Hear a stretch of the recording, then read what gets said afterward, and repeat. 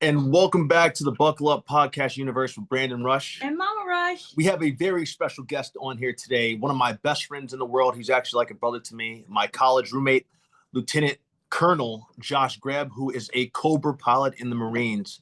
So we're going to have Josh on here. One thing I want to say about Josh, I love Josh. He has truly always been a brother to me. And I appreciate his mom when she was alive. She used to always give me encouraging words with my career.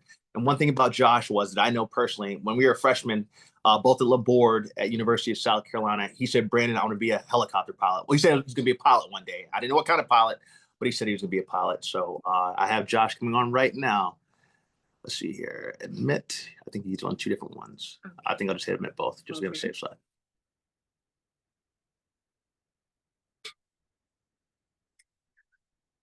And he should be popping up here any second now. Okay.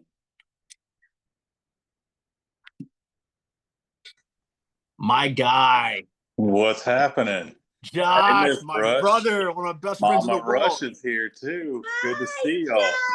Josh, great to see you too, brother. Oh, wow. It's been a minute. It has been, man. That's my fault on my end, bro. We got to make it happen. I got to actually see you in person. Oh, man. How are y'all doing? Doing really well, man. How about yourself? Staying busy. It's not. Yeah, I know, man. I saw what you wrote me. 4 kids, a job, and flying. Yeah, it's out of control. Yeah. Yeah. Josh, are these your photos of you flying in the back? Yeah, that's like my Love Me. We got my Love Me room here, but yeah.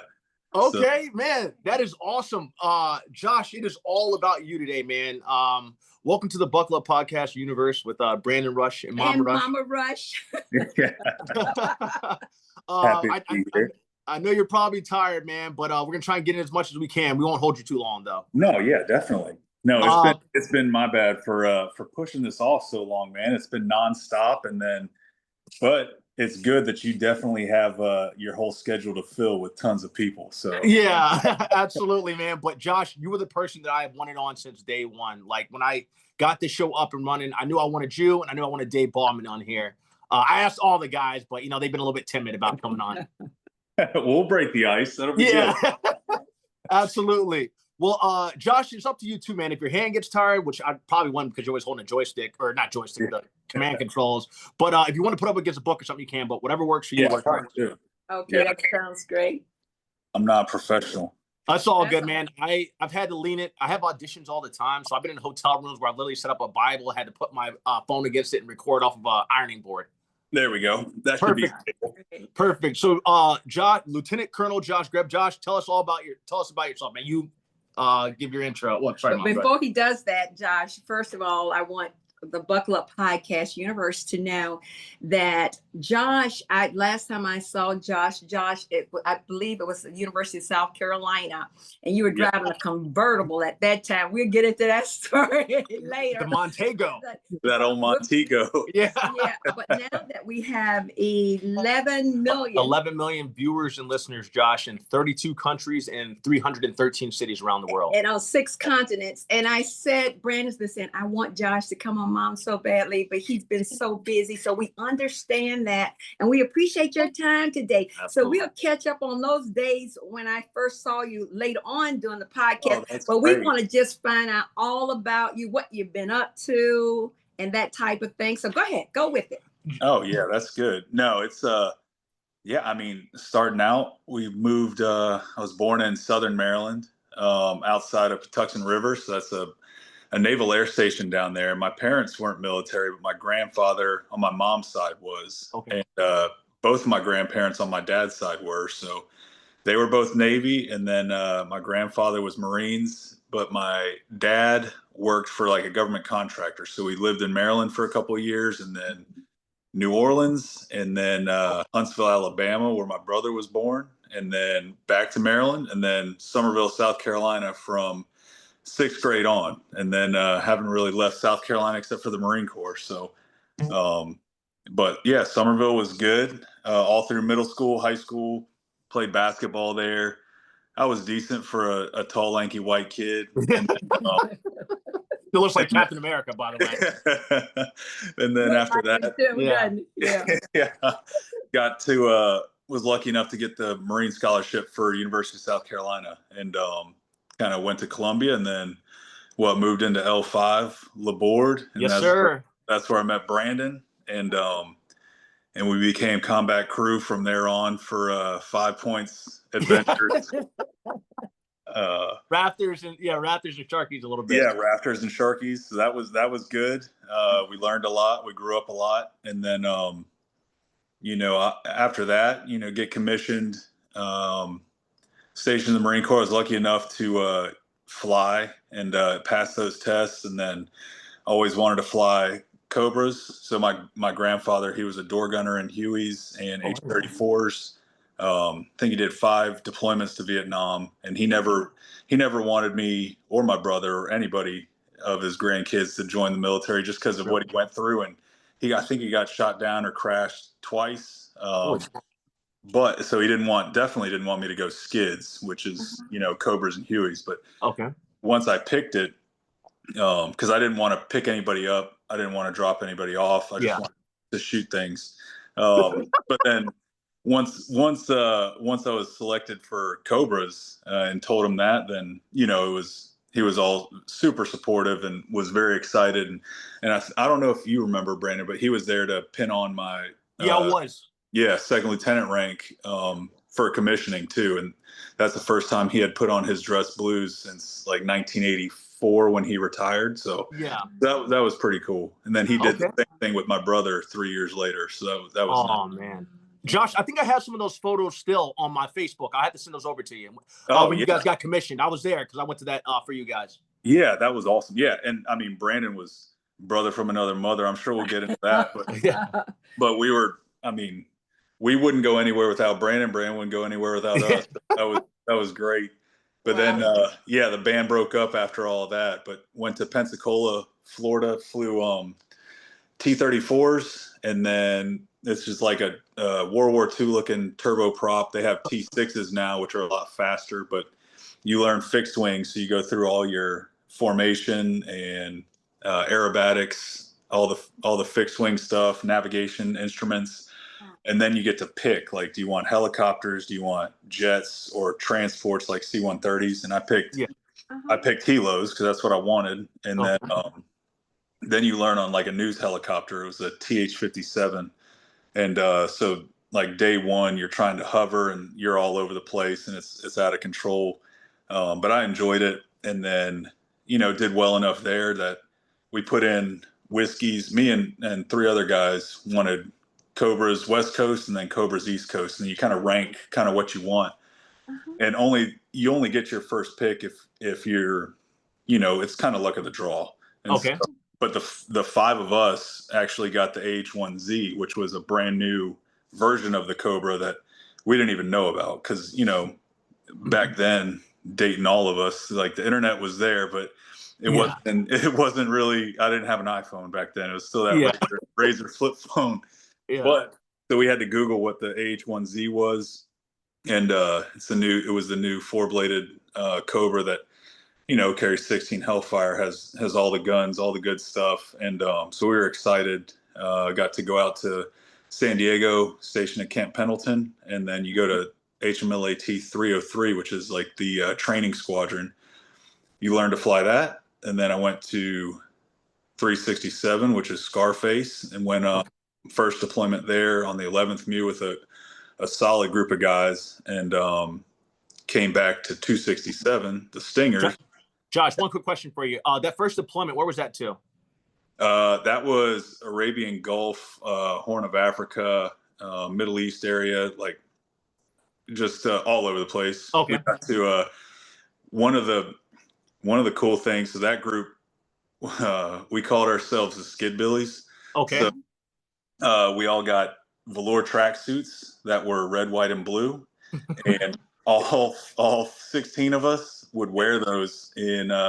So we were there over Christmas, Thanksgiving, Christmas, and New Year. So Thanksgiving, when the boat was steaming out, we were in Singapore, I think, and we all put on the tracksuits and go out, and everybody. One, we're taller than everybody, so that you already stood out to begin with. But then. Our thing was we were calling ourselves the Red Bull Air Racing Team. So everybody believed that. So that was good. The slogan, I think, was no bridge too low. So Okay. it was good. But then yeah, so came back. Scarface had then moved to Hawaii to just reposition that unit out there. And I went to the Stingers, and Stingers is where started actually learning a lot of good stuff, and then went on my second deployment with the 13th MEU, another solid group of dudes, same area of operations and all that kind of stuff. And then came back and went to the weapons and tactics instructor course in Yuma, and then became our weapons and tactics instructor in the squadron with a couple other guys. Josh, hold on a second. Yeah, hold on, man. That sounds pretty. It sounds like you just switched over to Viper there. Am I wrong? Or am I right? Yeah. It's being so like a squadron WTI is there's kind of qualifications and designations you can get throughout flying, and you start out. You can first thing is like an AHC, an attack helicopter commander, and that's where you can sign for the Cobra. You can be like a -2 to lead, okay. And you'll have ordnance, and you can shoot. All the regular stuff, and then you become a section lead, and then you become a weapons training officer, where you start teaching the young guys how to shoot and what a rocket profile looks like, all that kind of stuff. Okay. Then you move into your instructor syllabus, teaching them all the ins and outs of flying, and then what is it, NSI, so a night systems instructor. Okay. And that's where you teach those new dudes how to do everything that you just taught them in the daytime at night with no moon. And it's not awesome. Not everybody can do that, because it's not easy. And at any point in time, something can go wrong, and mountains and trees are unforgiving. So that's what you did, Josh, right? What's that? That was one of the things you were doing, that night instructor too? Yeah. You have to be an NSI for I don't remember how much time, but you have to get checked out as an NSI, and go through the paces there, instructing and everything, before they put you up for so only 2 guys in your squadron get to go to the weapons and tactics instructor course. Okay. So 2 guys from each squadron go there, and that's where the top instructors for those platforms. So like that's at MOTS 1, the Marine Aviation Weapons and Tactics School. Okay. And that's in Yuma, Arizona. You've got, every platform the Marine Corps flies, from F-35s, F-18s, Harriers, 53s, Cobras, Hueys, Ospreys, everything that's in the air. And in addition to that, you got ground guys, AOD, you have forward air controllers, JTACs, things like that. Okay. And then the UAV guys. So it's all the top people come to that school, and they instruct, and then 2 people from each squadron go there, and you just get, I think it's 4 weeks of academics, and then 4 weeks of flying. So nice. You really have to nerd out and you just got to learn everything nonstop, pass all those tests, and then they let you fly. And then it's all upper level flights, like high threat environments. So in helicopters, you're going to be probably no higher than 25 to 50 feet. Okay. Radar threats and all this kind of stuff. And you do all that. And then once you pass, you'll get a chicken patch, they call it, but it's an eagle patch that says WTI on the side. So then you go back to your squadron as the weapons and tactics instructor. And now the CO of that squadron kind of looks to you as the guy with the most current knowledge on everything going on, from weapons and threats, to then relay all that to everybody. So then now you're teaching everybody all of that. Josh, sorry, Mom had one question too. Okay, yeah. I have a few questions. First of all, I can tell you're brilliant, okay? I can tell that. So wait just a minute, because you're talking Latin, and I think it's translating to those in your field, in the service or whatever, but I'm lost along the way. But I know that you're brilliant. Now, with that said, you talked about different types of ranks and things you've gone through. But before that happened, my question, had you ever flown any type of aircraft before joining where you are now? Have you ever? No, not once. No. Okay. All right. So you had no fear of heights or anything, but you wanted to do that. Is that correct? Am I hearing you right? Yeah, that's right. Yeah. Ever since I saw Top Gun, Yeah. So you're the Top Gun I'm seeing right now, live. Okay, I mean, you have that look, everything. That's okay, good. All right. So Mama Rush is trying to peel those layers back now, trying to understand some stuff that I missed along life's way. So the first time you got into a real aircraft in the cockpit, I guess wherever the thing is, how did you feel and what did you see? Did it look Greek to you, or you felt like it's something natural that you could pick up fast? Is that how they do the training? Okay, so first, I don't know how they do it now. I think they do something different now. But first, before you go to the basic school, so rewind them back. So you get commissioned, and then all Marine Corps officers go to the basic school, and that's in Quantico, Virginia. Okay. They teach every single person, no matter if you have a flight contract, if you're going to be an admin person or an infantry guy, they teach you everything there is to know to be an infantry platoon commander. So, so like you're running through demolitions course, you're running through land navigation, how to shoot, how to everything. So worst case scenario, if everybody loses all their aircraft and everything else, like you can still lead Marines. So that puts you through those paces. But in that time frame, right before I classed up with our basic school class, they sent you to a place called IFS, Introductory Flight School. And that's just a civilian flight school that was in DC, and you learn all the basics on a Cessna. So you go through ground school. They kind of tell you how not to get lost. You fly a couple flights with a civilian instructor in a Cessna. So like, I mean, and I'm kind of wide, and those Cessnas are super tiny. So I sit in there with the instructor, and I'm, kind of cramped up. And I look like Donkey Kong. Trying to fly that thing. But yeah, you fly that around for, I think you get 50 hours or something like that. Okay. And the biggest thing there is to make sure, the people going through that course aren't getting like air sick or motion sickness, and just to make sure you're not freaked out by flying. And then so that's like you get your little private pilot's license, and then you go through the basic school, and then you go down to flight school. So then, and then there's a ton of like ground school and book learning, like piloting, especially in the Marine Corps, and I'm sure civilian side too. It's way more nerdy than what the movies and TV shows make it out to be. Like you're constantly studying and in the books, and it's like, if you're a drop of gas and you get put in from the nozzle to the tank, where are you going? So you're running through all this, or you're an oil particle and you're in the engine. Where are you going, or where'd you come from? All this kind of crazy stuff. This is amazing. It is, yeah. So when I majored in political science, so they call it like poli-sci to fly.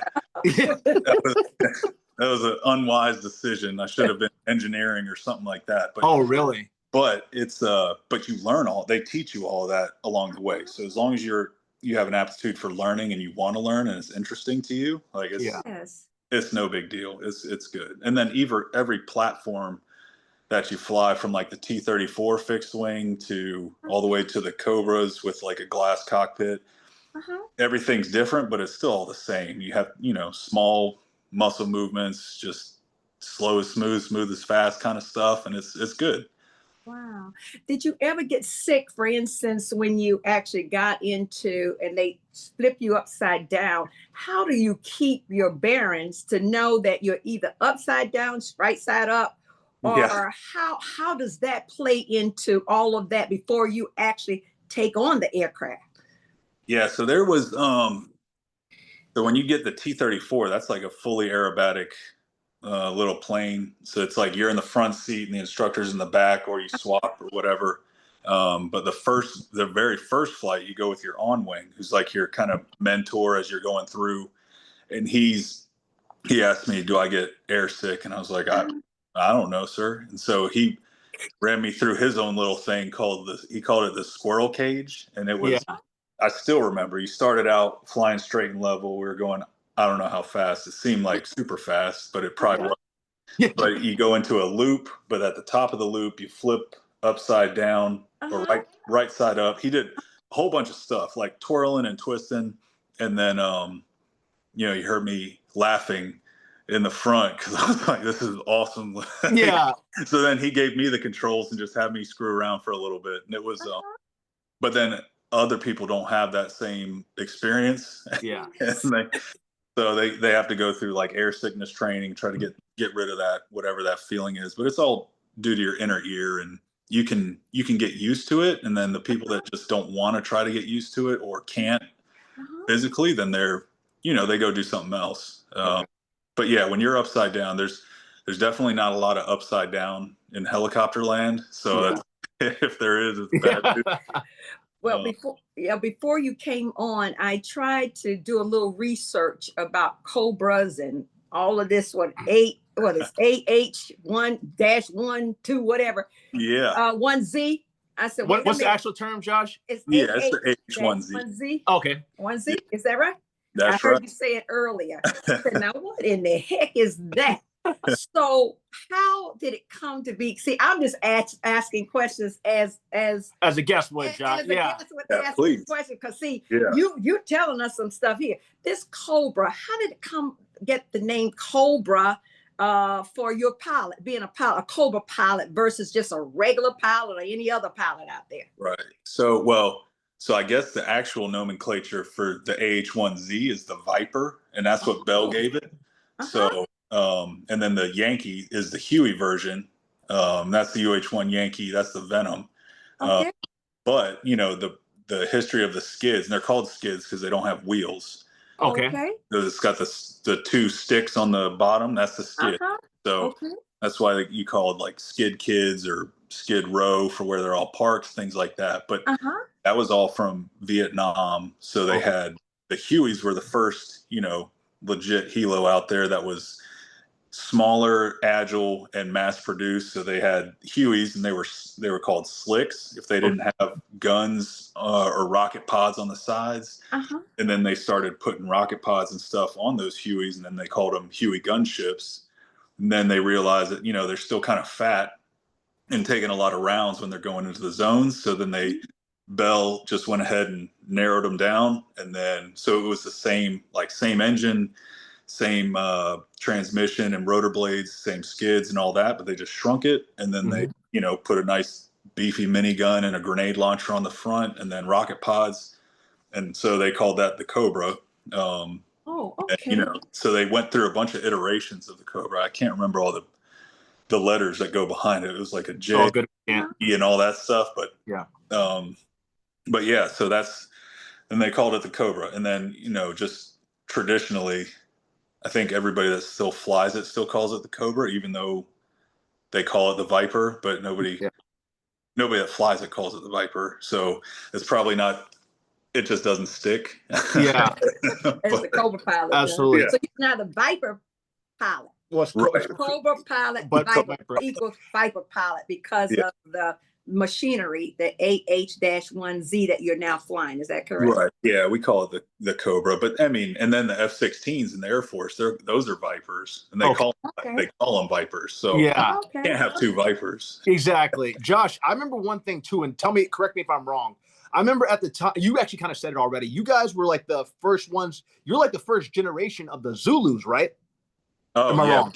Yeah, that's why we didn't know what it was, because they were still, the AH-1 whiskeys was like the two-bladed style that still looked kind of like the Vietnam iteration.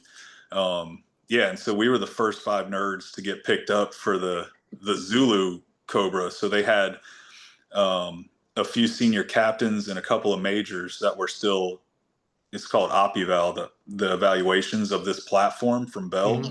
And they were still doing that in China Lake, California, running it through its paces. So it still hadn't been signed off and bought by the Marine Corps when we were designated as Zulu pilots. So, by the time we got through all the ground stuff at Camp Pendleton, the first one came down from up there from being tested out. And that's when we finally got to see it like live and in person, which was pretty cool. So we were the first 5 in that, and then and then everybody started trickling in after that. So it was cool. It was kind of the unknown because nobody. You're part of history, Josh. Because you're the first person. Like you guys are the first 5 in history, pretty much, right? We were the first 5 flight school dudes coming in. There were still like you still had like your test pilots, and then the Marines. Like you had Hasty Swift, Bevo Patterson, Coco McGuire, and Moab Sykes. Those guys, they ran it through OpEval, and then they come back and they're like battle hardened dudes from tons of deployments in Iraq and Afghanistan. They're testing this bird out, and then they come see us idiots from Pensacola hanging out.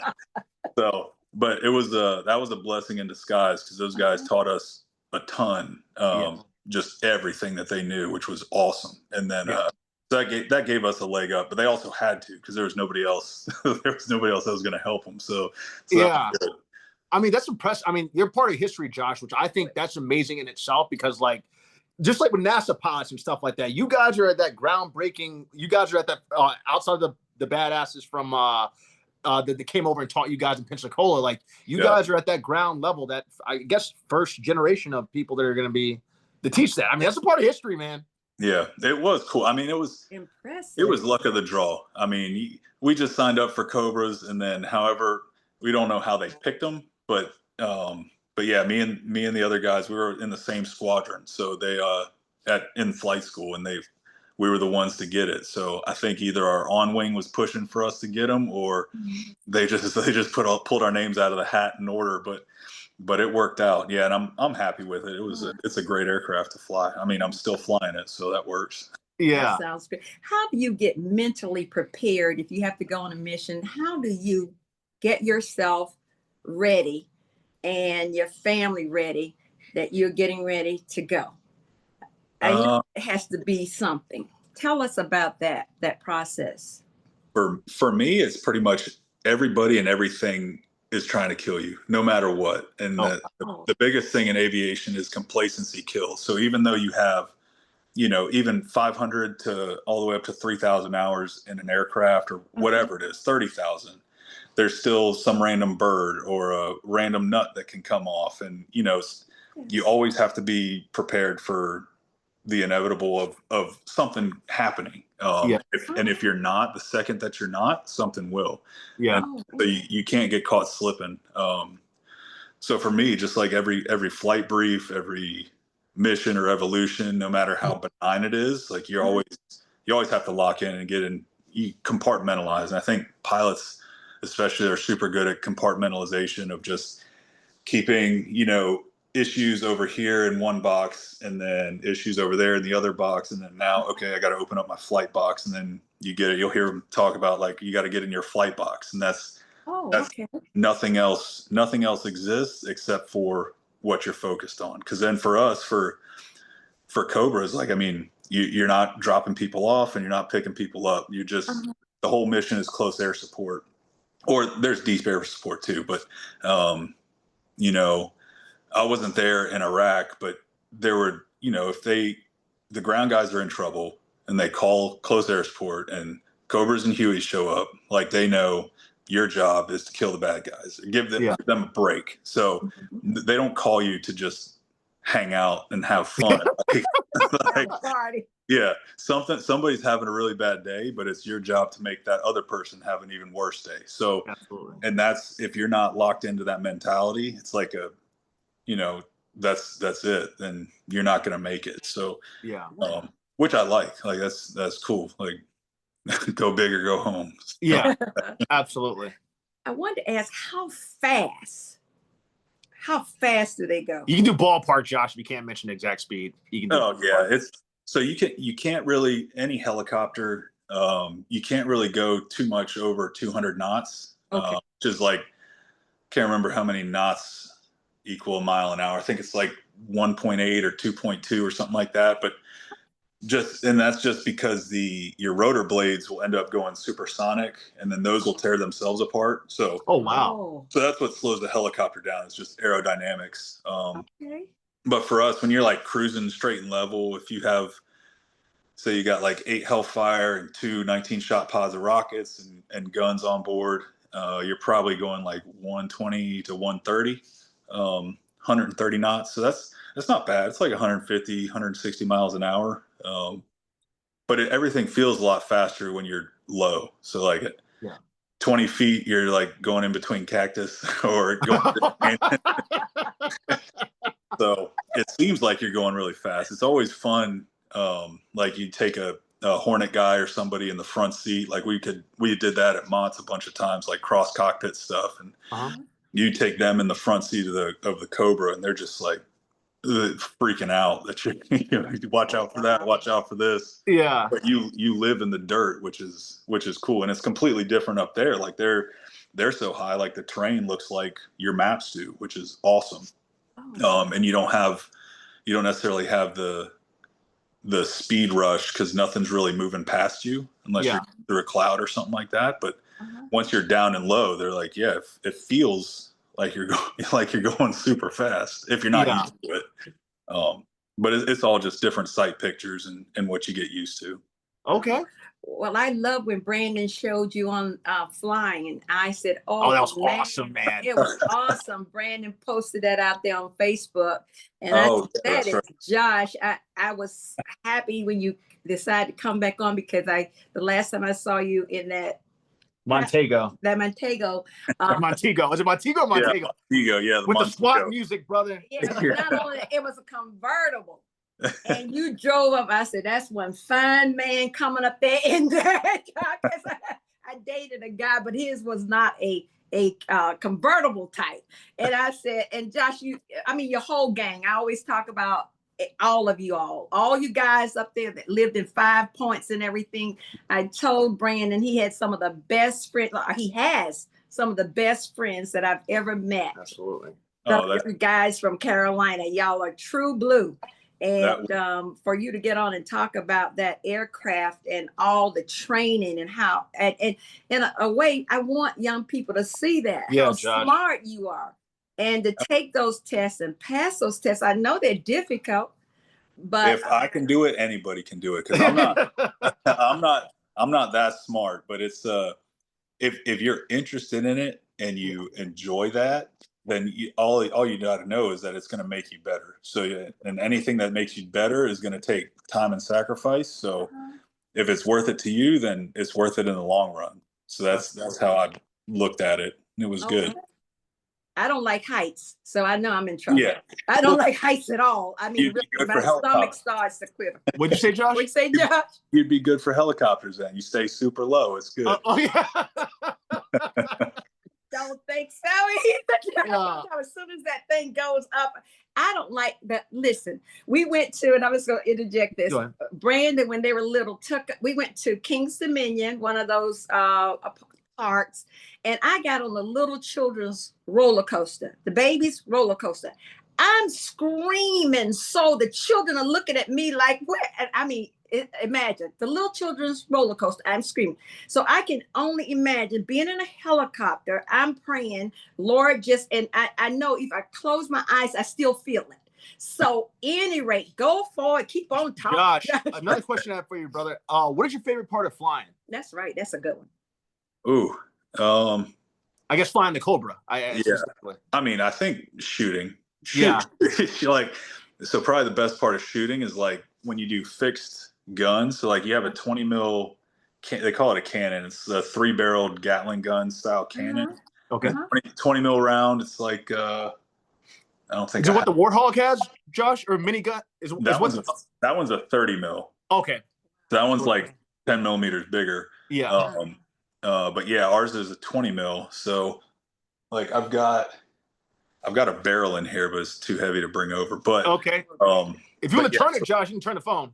Round is like this big. Yeah, let's see. But if you have to go far, don't worry about it. But yeah, might as well take the tour. Beautiful space. Yeah, really nice. I love your space.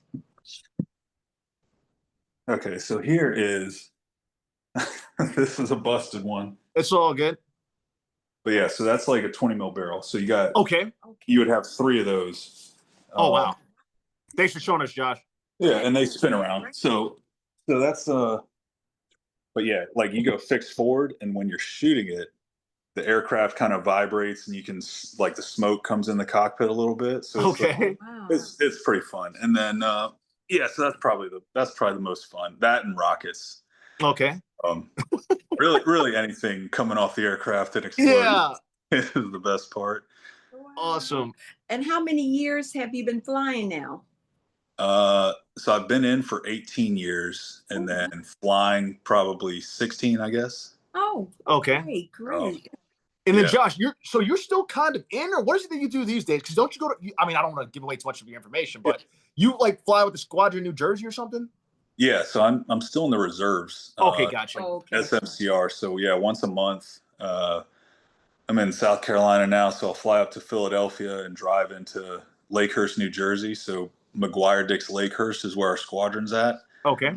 Um, HMLA 773, the Red Dogs, and then it's it's the reserve squadron. So we really don't have anything crazy that you have to do every day. So like once a month, same type of deal. So I'll fly up like on a Thursday night and then fly Friday, Saturday, Sunday, come back Sunday night, and then go back to the real world on Monday morning. Yeah. And then we just did maybe 2 weeks ago, 3 weeks ago. We did like a 2 week evolution out in 29 Palms and Okay. Yeah. No. yeah, shot around out there in the desert. So but yeah, it's good. So it's not like a huge commitment, and it lets you Yeah. scratch the itch. And and then if anything pops off, like we're there to help, which is good. Okay. And how long do you stay in the reserves? Is it forever, or you have a time frame there? Yeah, until they kick you out, or but I mean, for flying, I think I can go as a lieutenant colonel up to 28 years or 26 years or something like that. Okay. That is Um, wonderful. but yeah, so that's good. It lets you just keep flying and keep practicing. And I mean, it's kind of still it's like a gun club for everybody. So everybody goes their separate ways when they get out. But as soon as you got airline pilots, you have FBI agents, you've got general contractors, lawyers, doctors, and then everybody funnels back into the squadron, and then everybody's a pilot again. Like, and Okay. you're all flying together and speak the same language and all that kind of stuff. So that's fun too. Just Absolutely. getting back with the guys. Josh, another thing I want to say, because I can hire you as a technical advisor on a movie set, you're able to, as a technical advisor, as you said, you're able to talk about everything that you guys do in the Marines, where like formations, how to because you said you're able to do everything on the ground. Mm-hmm. So you're able to do everything on the ground, plus you're able to do anything flying. I'm trying to just put you out there for anyone looking for a technical advisor. That Josh has the qualifications to be able to teach not just how the tactics and what you guys do on the ground, but you're also able to do that from the aviation standpoint. Right. Oh yeah. And then I mean, the biggest thing. So after my time in the squadron, I was lucky enough to get drafted to go instruct at MOTS 1, so our weapons school. Oh wow! Oh so wow! You are Viper, bro. So that was my last duty station on active duty, was MOTS 1. So I was the Cobra division head for my last year there. But yeah, you're like writing all the publications and making different tactics and things like that, and then disseminating those to the squadrons.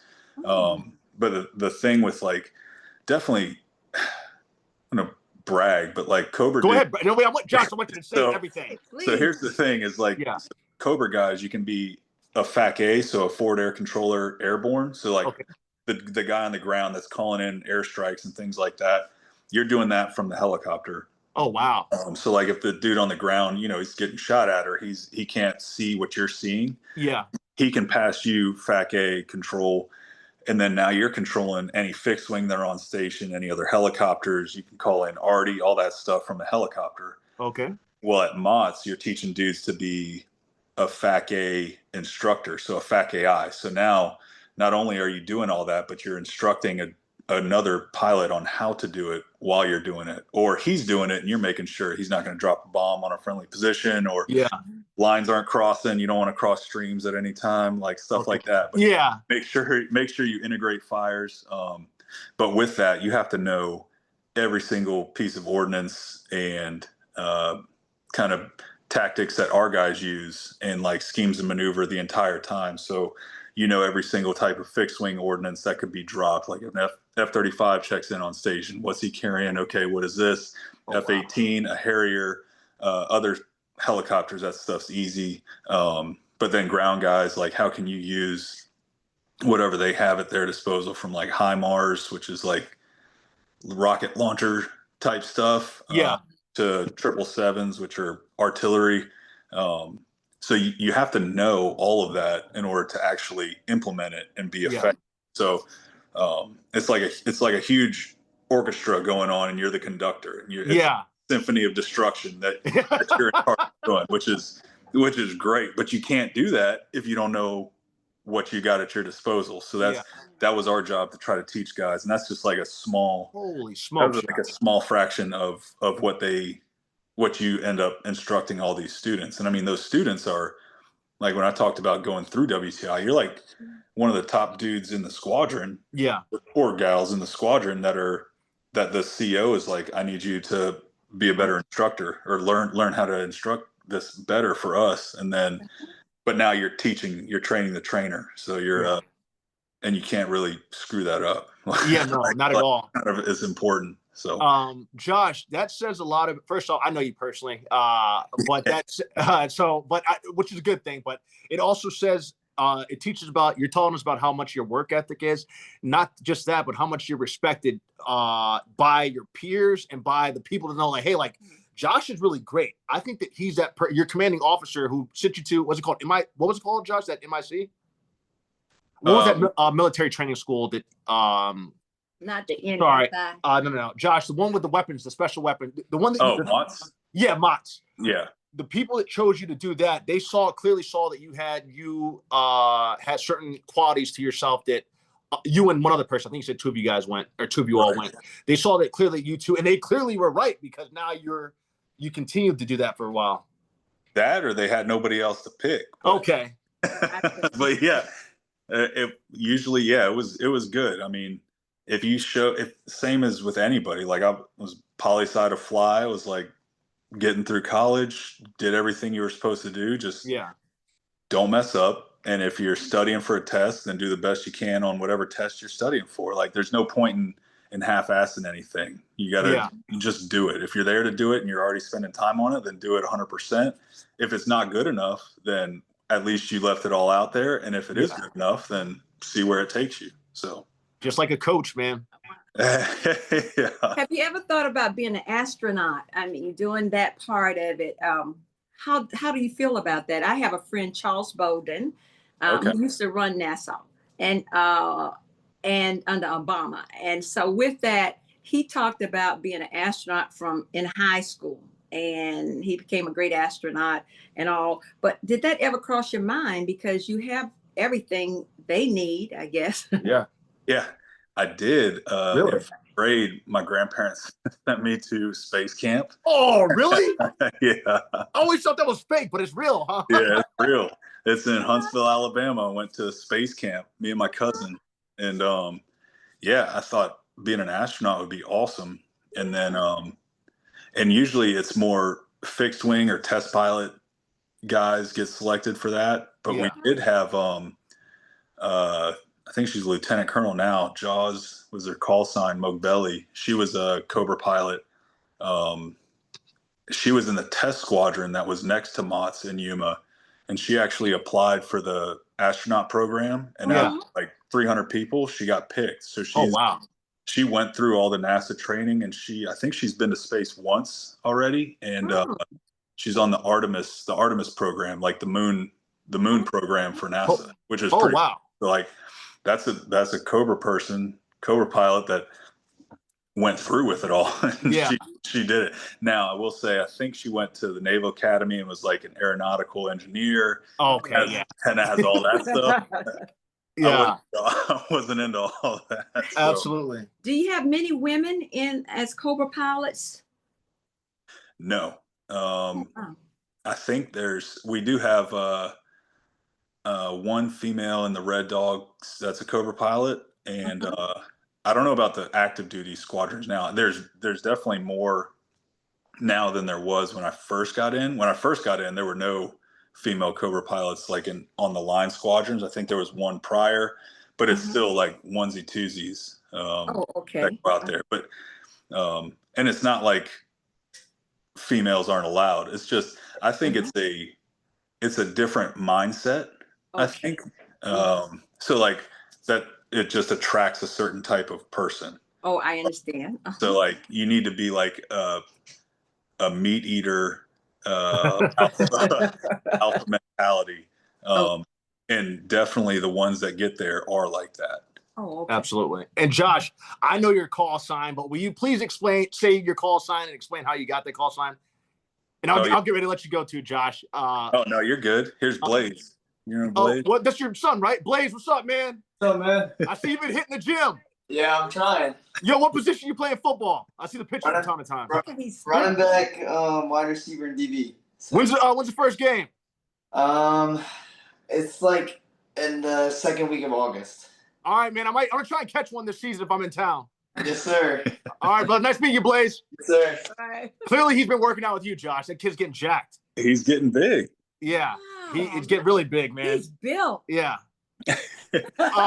Which leads perfectly into Josh. Your call sign is the Swede. Oh, yes. If you explain how you got that call sign, Josh. What is it called? The Swede. Okay, let's hear about it. The Swede. So we did have so this was back to my first squadron, Scarface. That was Lieutenant Colonel Borg Schulte, who's now, I don't know if you probably don't keep track of the news for this stuff, but I think he's a 3-star general now. Holy smokes. Is the first Marine that was selected to lead the Naval Academy. It's like I don't know what they're called, the president. But he's like, so Meat was his call sign, but Meat Borg Schulte, he was like a linebacker at Navy. Yeah. Solid dude. And, but I get there and I'm bigger than everybody. And, there was a guy who was a former scout sniper and his call sign was Highway because he was a gunny back in the day. So if anybody has seen Heartbreak Ridge, the Clint Eastwood movie, so you've got this former gunny whose call sign's Highway. You got Meat, who's a alpha meat eater, and then me, a big dumb animal. And so it just kind of fell into place that they had Highway just destroy me with push-ups and random stuff during this time when you get your call sign. Yeah. But everybody started chanting Swede, Swede, Swede. So then that's in the movie too. I got Swede was a big guy. Yeah. Josh, how are your buddies from I hope they're doing well. I can't remember both their names that were in Camp Pendleton when I went to visit you guys at Camp Pendleton. How are those two guys doing? Calamity, Ryan Colomeo, and I think the other guy was either Shit Show Tetro or Butters Harris. I think Butters is probably the one that you saw. Butters, the guy with the blonde hair, the church guy. Yep.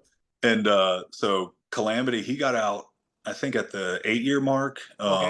He works in Seattle at Amazon. Oh, wow. He's kind of a high up there now. He's doing like the Amazon Web Services stuff. Big time brain on him. He was like a math major from Colgate, like different level of numbers going on in there, but he's doing well. I remember him writing Shamam when I was at their house. He would write the aviation stuff on your guys' window.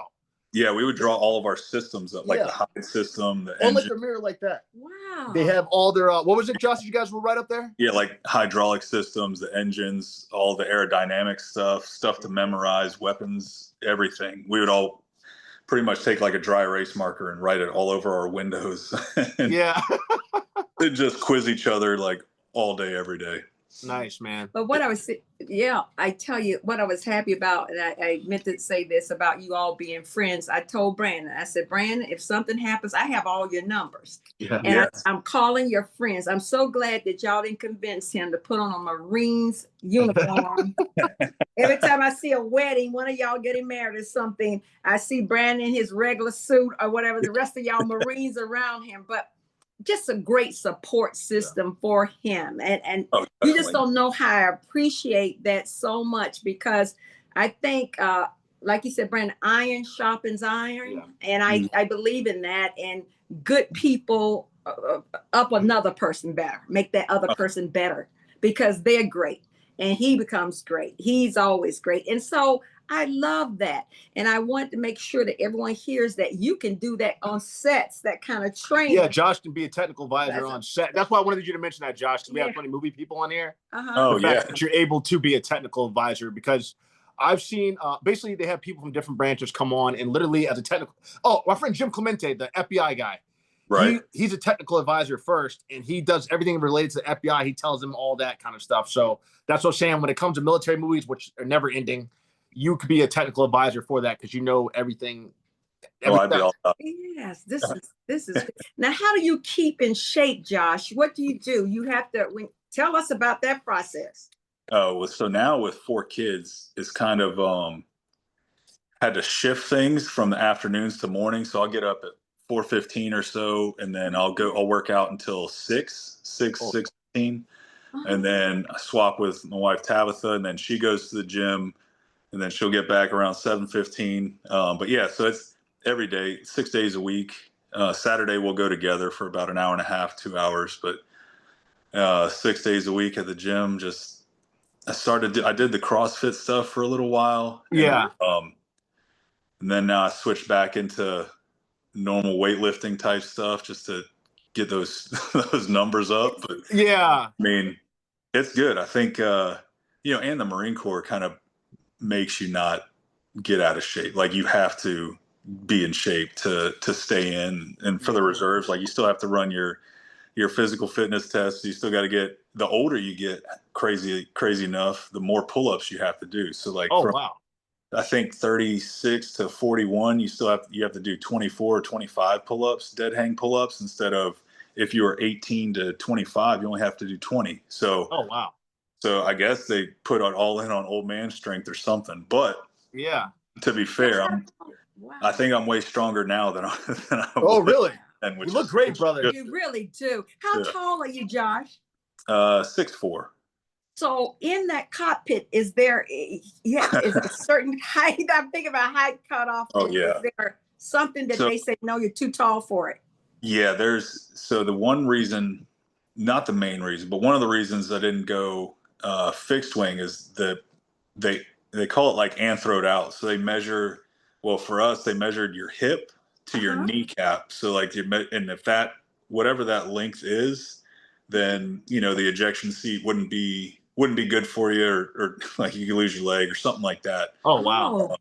So you could be too tall that way. And the same measurements for like torso, but for me, it was your legs. My legs were pretty long.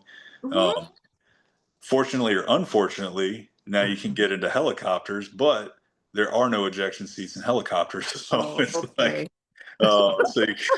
it's kind of like a lose-lose on that one. Yeah. But yeah, the cockpit itself, the Cobra cockpit, my shoulders they touch both sides of the glass on either side. There's no room to move. My knees touch they call them MFDs, your multifunction displays. So my knees are like on the dashboard. So it's pretty tight, but it keeps you angry, which is good. So so you're focused. Yeah. But yeah. Well, Josh, man, you've been wonderful. I want to make sure, Mom, did you have any? Yeah, I want to say one other thing, Josh. First of all, I'm sorry that your mother died. I heard that, but Brandon told me even to the very end, and she died of pancreatic cancer, the same thing, his father. She was encouraging Brandon all the time, man. I still have the messages on my Facebook. If I open up my messenger and I pull up your mom's name, I still have all the messages up until she passed away that she wrote me, always encouraging me to keep going, Brandon. You can do it. Like, I loved your mom. I cried when she passed. I remember exactly where I was. I was doing a commercial that day, and I remember crying when I saw the message. But she stayed write me encouraging messages all the time. And Josh, my dad loved you too, man. He asked me, how is Josh doing all the time? Yeah. So, that's my mom and dad would do the same thing. Yeah, my mom loved all your stuff. She was always watching she's like, what commercial is he going to be on next? I'm like, I don't know. Like, he's going to do great. I'll message him. I'm like, good. I thank the Lord for her, and I thank the Lord for your father and the product you are now, you and Brandon. I just see that it's like you all haven't missed a beat. Yeah. You're just still going like you haven't missed one beat in conversation. And I appreciate that so much. And I appreciate seeing you again and the time that you've taken to be on this show. And I know you have family, children and all, but you're a busy man out there. You're a brilliant, busy man trying to get things done for us here in this world. And we appreciate your service. Yeah. Thank you for your service, Josh. We appreciate that. We can sleep at night knowing that someone like you happens to be in certain positions, that we'll be all right. Yeah. Well, Okay. thank you. I appreciate it. Brandon, you would have made a great Marine too. I know that. Appreciate it, man. You hung out with us enough. Yeah. And then Josh, I just want to say this, and this is another thing why I love you so much. And this is one, you're the only person I can say this about out of every person, every soul I've ever met. From the first day of college when I met you, you said, Brandon, I'm going to be a pilot. You said that and you followed through with it. And that you are the prime example. When I say to anybody, if you really want to go after something, if you really want to follow your dreams, Josh Greb is a guy I know who from day one said he was going to be a pilot, and you became a pilot. You followed your dream. Most people don't follow their dreams, Josh. And I'm constantly trying to convince people, even our friends, like, hey, Right. man, you can go after your dream. If Josh can do it and you happen to know Josh, like it's, or even for the people that don't know you, Josh, it's you said you were going to do something and get followed through. Right. So I appreciate you for that, man, because you're a prime example of a person that has done that. That's the pot calling the kettle black right now. I appreciate it, Josh, man. I appreciate the support over the years. I said we've been boys. Even I'll write you things if I see a plane or something like, hey, what's happening here? You'll always tell me, oh, Brandon, well, this is what's going on with that and all this kind of stuff. So we appreciate you coming on, man. I'm always love to have you back anytime. And definitely tell Tabitha I said hello. And your kids. And I'm going to have to check one of Blazers games out. I mean that for real. Yeah. Glad I got a chance to meet one of your sons. Yeah. I mean, you have how many? 3 or Four. Four Right. children? Oh, there he is. Blaze been over there chilling. Blade, we're going to Blaze. give you back to your, what's his name? Blaze. Blaze. Oh, Blaze. I'm sorry, Blaze. Blaze. Yes, ma'am. Like a fire blaze. All right. He's lucky you he's fat. get the girls excited like that, Blaze. I'm gonna make him turn red. I'm sorry, Blaze. But Absolutely. At any rate, Well, Josh, look, man, we love you, brother. I said definitely let me know when his games are so I can come check out a game. I leave the 18th, but if there's a game before then, or if I happen to be back anytime doing that, I'll definitely come catch a game. Awesome. And you say he plays in South Carolina? He does, yes. Yeah, What here school? in Columbia. Hammond? Which school? Hammond School. Okay. Hammond Academy? I don't know where that is. Yes. Oh, he yeah. does. I'll find it. I'll call you. No, we had Roscoe Wilson on. We had Roscoe Wilson on the other day. Asia Wilson's dad. Asia. Didn't Oh, Asia? yeah. He was my family friend, like a brother to us growing up. And he was on the show last week. And his daughter, I think Asia finished Hammond, I believe. I'm not sure. She finished that school. Or it's another school. Heathwood. I think she went to Heathwood. Yeah. But that's their crosstown rival. Yeah. Okay, yeah. That's right. I thought so. They compete against each other for something. Absolutely. But at any rate. Well, Josh, man, I love you, brother. And be safe. We love you. Thank you so much Thank for y'all. coming Thank on you the for your show time. today. Yeah, Blaze, man. we're Ms. so Rush, glad it to was see great you on the seeing show you. too. Yeah, great seeing you too. But hey, I'm around. If you guys ever free, I'd love to catch up in person, man. So let me know. Yes. All right, let's do this. Yeah, we always get get before we get ready to end. Great job, Josh. There we go. I like it. Thanks for coming on, brother. And then, Josh, will you do me a favor? Will you send me these photos and then send me the photo you want to have? I'd love one if you have one by your Cobra. You sent me photos back in the day, but I don't know if I still have them. Yeah, I'll try. I'll find. Man, I got plenty of pictures. Then send them, man. Well, you know it. Yeah, I need two for the one for the YouTube and then one for the podcast station. Okay, awesome. And I'll have this done in a couple hours, but I know you got to go to sleep. So just maybe get those to me, Josh. All right, brother. Good. We'll see y'all. Have a good night. You too, man. Love you all. He was awesome. ya. Thanks. Love you too, Josh, man. Thanks, Thanks, brother.